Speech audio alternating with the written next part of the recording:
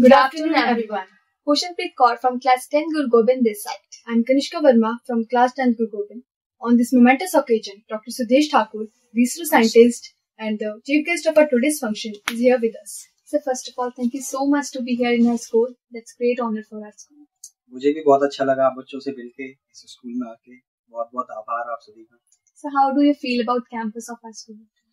Campus मुझे बहुत अच्छा लगा। जैसे मैं इस विद्यालय के प्रांगण में आया तो मुझे बहुत अच्छी पॉजिटिव वाइब्स यहाँ पे मिली। उसके बाद छोटे बच्चों का जो वार्षिक उत्सव था वो भी मैंने अटेंड किया।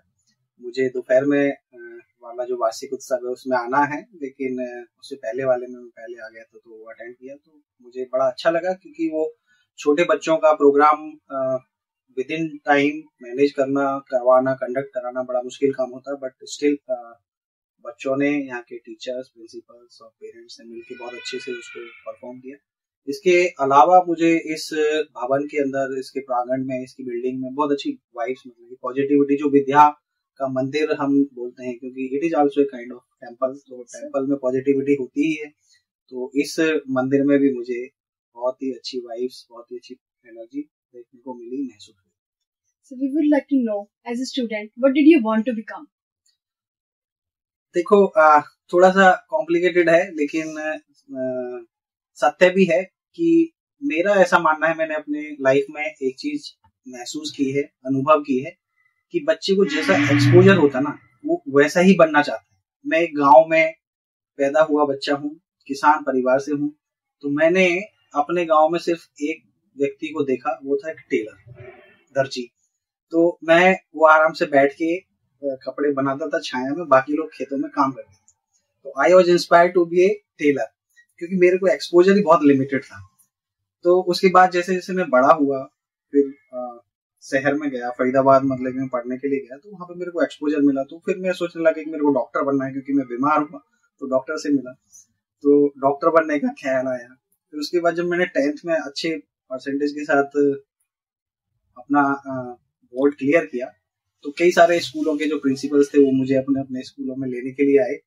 तो एक स्कूल था जहां से मैंने +1 +2 की, तो उसके प्रिंसिपल भी मेरे को लेने के लिए आए। तो मैंने 2-3 क्लासेस वहां पे अटेंड की, मुझे बड़ा अच्छा लगा।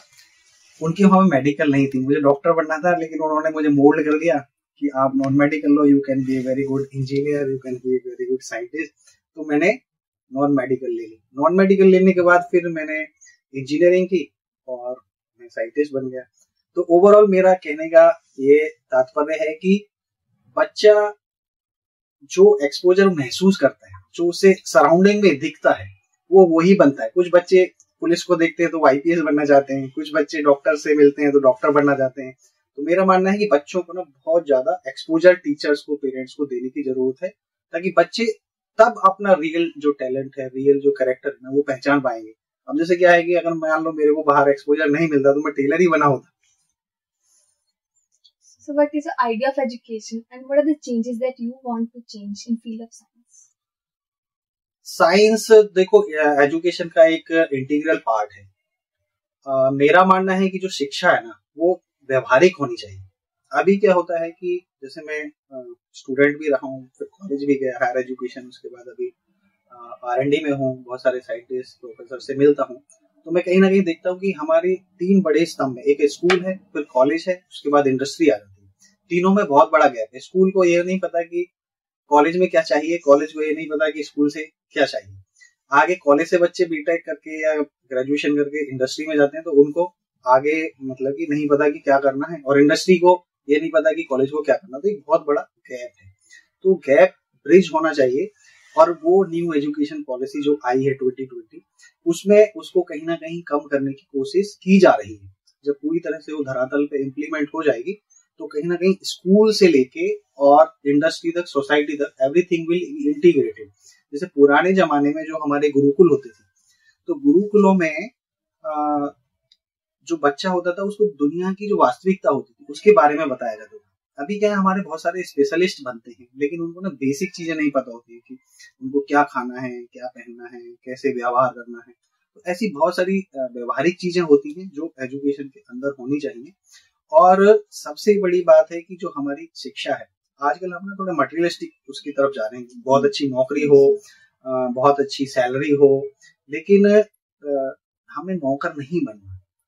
हम जो हमारा डीएनए है भारतीयों का, we were never ever servants. हमको सर्वेंट बनाया गया फॉर समबडीज नीड। हम तो बहुत ही स्किल्ड सोसाइटी थे। हमारे यहाँ तो छोटा छोटा बच्चा भी एक हुनर लेके पैदा होता था, और जब वो ग्रेजुएट होता था, बड़ा होता था, और जब वो एक ओल्ड एज में जाता था तो उसके पास एक वास्ट एक्सपोजर होता था। आज हमारे पास नौकर होते हैं। तो कहीं ना कहीं मेरा मानना है कि हमें शिक्षा के अंदर व्यवहारिकता और कौशल को बढ़ावा देना चाहिए। So according to you, what are the qualities a scientist must have? देखो, साइंटिस्ट होने के लिए मेरा मानना है कि एक ही क्वालिटी चाहिए, ऑब्जर्वेशन। जितना कीनली आप चीजों को ऑब्जर्व कर पाओगे ना, साइंटिस्ट का मतलब ये नहीं कि मैं इसरो में चला गया तो मैं साइंटिस्ट हूँ। साइंटिस्ट आप भी हो, एवरीबॉडी। मतलब कि जो इंसान है ना, वो बॉर्न साइंटिस्ट है, अगर माने तो जाने तो। अगर वो उसकी ऑब्जर्वेशन कैपेबिलिटीज इतनी अच्छी हैं कि वो, अब जैसे मान लो मैं आपके सामने इंटरव्यू दे रहा हूँ, सामने दो आपकी बैकएंड टीम के लोग खड़े हैं। अब क्या होता है ना कि अगर उनका ऑब्जर्वेशन बहुत अच्छा है तो उनको एक एक चीज पता होगा कि मैं कब आया, कैसे बैठा, कैसे आपसे बातचीत किया। लेकिन ऑब्जर्वेशन नहीं है तो सिर्फ उनको एक ही चीज पता होगा कि डॉक्टर सुदेश आए और बैठ के कुछ बातचीत करके चले गए। तो हर व्यक्ति को अगर अच्छा साइंटिस्ट बनना है तो एक ऑब्जर्वेशन कैपेबिलिटीज डेवलप करने की जरूरत है। अगर आप अपनी सराउंडिंग में ही प्रॉब्लम फाइंडिंग आप करने लग जाओगे, प्रॉब्लम्स को पॉइंट आउट करने लग जाओगे और फिर उनके सॉल्यूशंस को ढूंढने लग जाओगे, तो आप सोशल लाइफ में भी बिना किसी डेजिग्नेशन के भी बहुत अच्छे साइंटिस्ट हो सकते हो। और हमारी जो सभ्यता है, हमारी जो संस्कृति है, उसमें चाहे भास्कराचार्य हो, चाहे पाणिनि हो, चाहे नागार्जुन हो, वो सभी ऐसे इसरो के साइंटिस्ट नहीं थे। उस समय तो इसरो नहीं था ना, उस समय डीआरडीओ नहीं था, but still they were scientist ना। हम उनको पढ़ते हैं, हमारे प्राचीन वैज्ञानिक।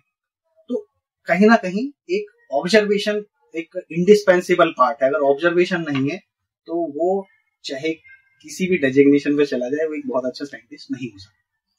So being a student, who is your role model? Role model ये थोड़ा सा कॉम्प्लिकेटेड है, टाइम टू टाइम चेंज होता रहता है। जैसे जैसे अब स्कूल में मैं था तो दर्जी मेरा रोल मॉडल था कि मुझे दर्जी बनना है। फिर मैं थोड़ा बड़ा हुआ तो डॉक्टर मेरा रोल मॉडल हो गया। फिर मैं इसरो में चला गया तो डॉक्टर एपीजे अब्दुल कलाम मेरे रोल मॉडल हो गए। आजकल मैं सोशल सर्विस में रहता हूँ तो मोदी जी मेरे रोल मॉडल हैं। तो ये भी मुझे ऐसा लगता है कि with time, with exposure, with your works, your responsibility, तो ये भी थोड़ा थोड़ा बदलता रहता है। बट वैसे लाइफ लॉन्ग अगर पूछा जाए तो स्वामी विवेकानंद से मैं बहुत inspired. So especially if you know the students of Punjab or the youngsters are moving to West for the jobs and studies, so what are your views on it? देखो, ये कहीं ना कहीं हमारी जो पॉलिसी मेकर्स हैं, हमारे leaders हैं, उनकी कमी है। हमारे यहाँ पे एक बहुत ही गलत धारणा पूरे समाज के अंदर फैलाई गई कि हमारे जो जनसंख्या है ना वो बहुत ज्यादा है। हमारी समस्याओं का एकमात्र जो कारण है वो जनसंख्या है। लेकिन ये बहुत ही गलत मिथ्या है, ये बहुत ही गलत बात समाज के अंदर फैलाई गई। चाइना की जो जनसंख्या है वो हमसे कई ज्यादा थी, कई करोड़ ज्यादा थी। अभी तो हमारी सबसे ज्यादा हो गई।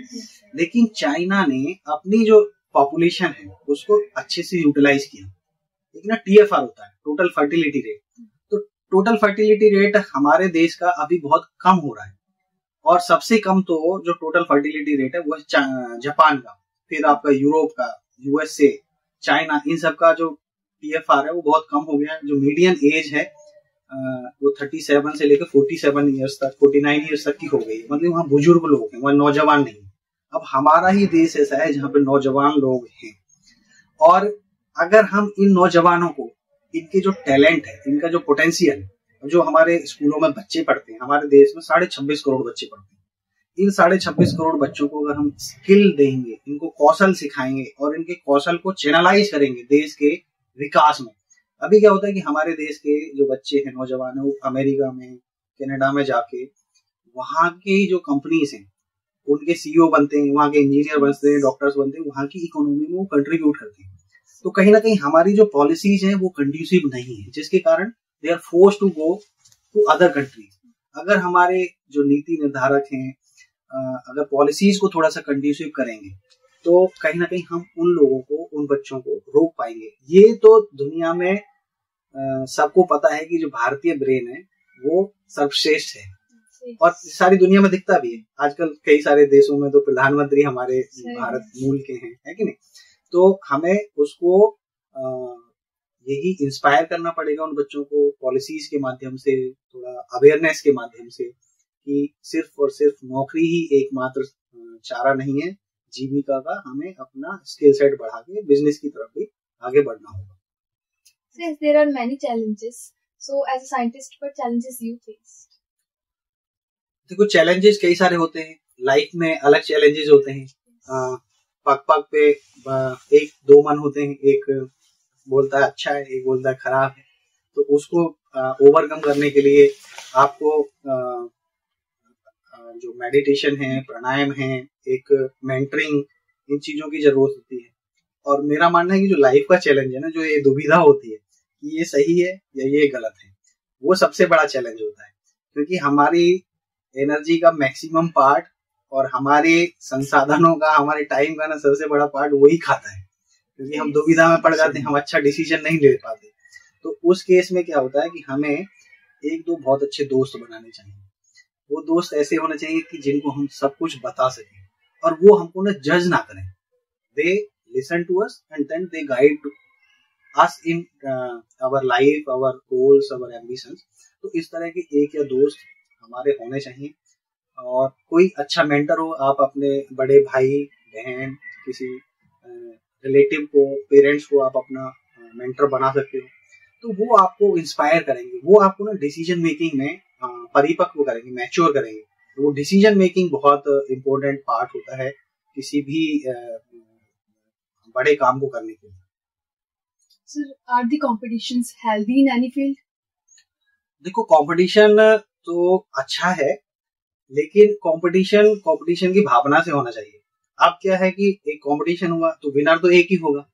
अब जो बाकी हैं वो तो विनर नहीं होंगे, क्योंकि लाखों बच्चे पार्टिसिपेट करते हैं, एक टॉपर बनेगा। अब बाकी बच्चे विनर नहीं है तो वो डिमोटिवेटेड हो जाते हैं, डिप्रेस्ड हो जाते हैं, परेशान हो जाते हैं। ऐसा नहीं होना चाहिए। कंपटीशन का भाव होता है कोई स्किल सेट आपके अंदर डालना, आपको कोई गुण सिखाना। अब फॉर एग्जांपल रनिंग है, मान लो कोई फिजिकल एक्टिविटी का कंपटीशन है, रनिंग है, कोई गेम है, तो उस गेम का सोल पर्पस है कि आपका जो फिजिकल फिटनेस है ना, उसको इम्प्रूव किया जाए। सेकंड है आपका जो सोशल कनेक्टिविटी है। जब आप कोई गेम खेलते हो तो आप एक टीम स्पिरिट के साथ खेलते हो, तो आप एक टीम मैनेजमेंट आपके अंदर आएगा, टीम की भावना आएगी, टीम स्पिरिट आएगी।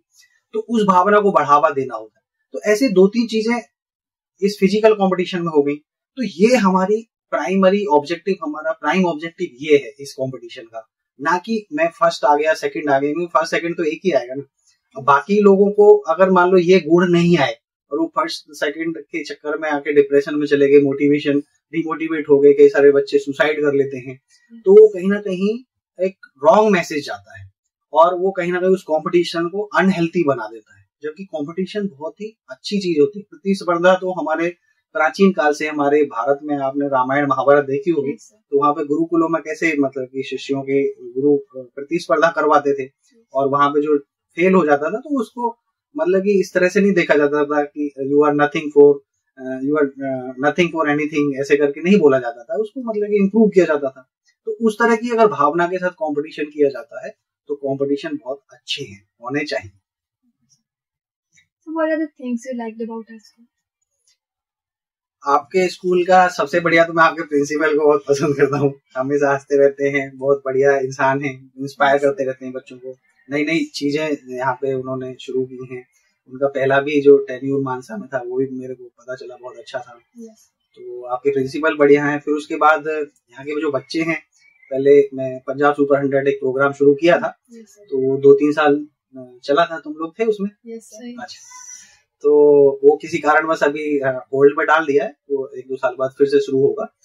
तो उसके निमित्त भी मैं मिला, तो बहुत सारे बच्चे उस जो पंजाब सुपर 100 है उसमें मलेरकोटला के थे, और वैसे भी जो यहाँ का जैसे स्टेज संभाल रहे थे बच्चे, तो वो कहीं ना कहीं मैनेजमेंट का जो आपके लीडर है, मतलब कि प्रिंसिपल है या दूसरे जो लोग हैं संगठन के, जिसकी आइडियोलॉजी से विद्यालय चलता है, तो उनका कहीं ना कहीं रोल रहता है, तभी छोटे छोटे बच्चे एकदम से एक्सपर्ट बन जाते हैं। So we would like that you tell something motivating to our students.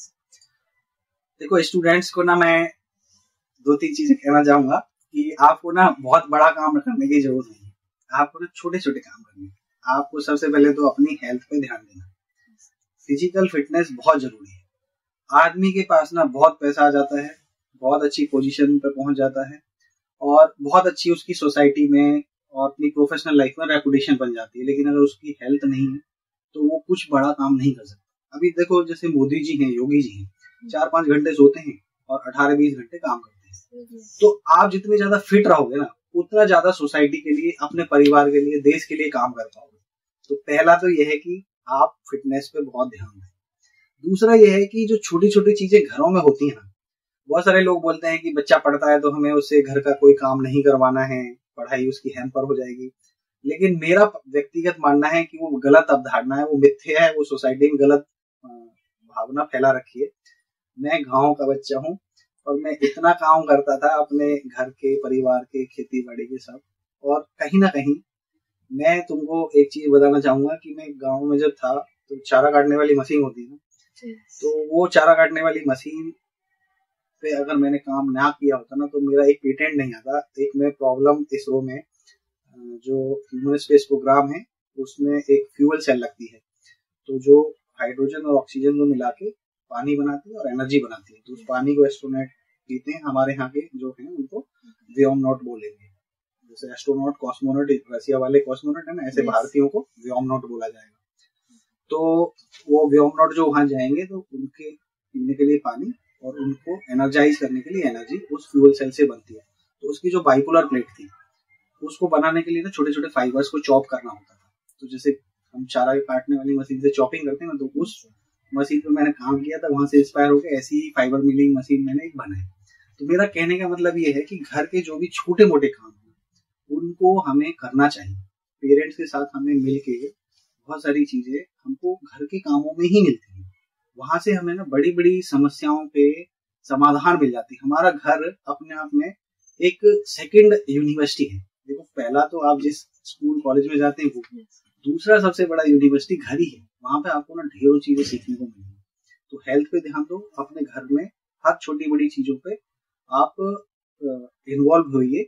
इसके साथ ही ना आप कोई ना कोई हॉबी पालिए, कोई ना कोई, मतलब कि जो हमारा रूटीन में काम है, पढ़ाई का है या जो गेम्स वगैरह है, उसके अतिरिक्त ना कुछ आर्टिस्टिक हॉबीज, चाहे सिंगिंग हो गया, म्यूजिक हो गया, चाहे पोयम लिखने का हो गया, चाहे एक अच्छी सुलेख हो गया, कैरिकेचर बोलते हैं, क्या बोलते हैं,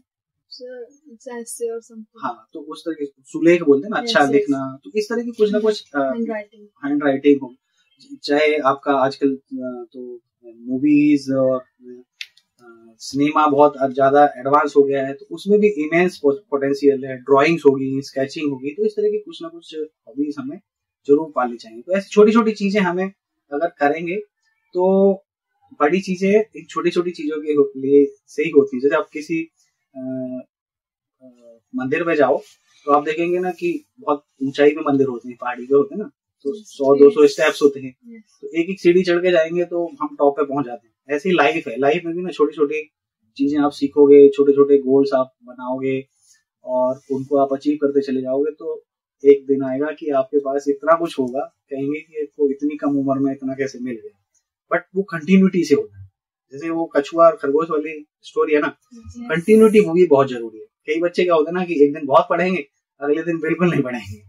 आज बहुत मूवीज देखेंगे, फिर एक सप्ताह 10 दिन कुछ नहीं देखेंगे, तो फिर क्या होता है कि कहीं के नहीं रह पाते। तो थोड़ा कंटिन्यूटी, मतलब एक डिसिप्लिन होना चाहिए, एक टाइम टेबल जरूर बनाना चाहिए।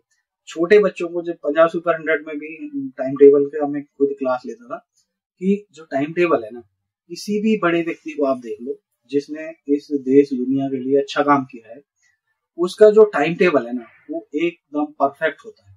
सुबह 4 बजे उठना, रात को 10-11 बजे सोना और फिर सारा दिन काम करते रहना।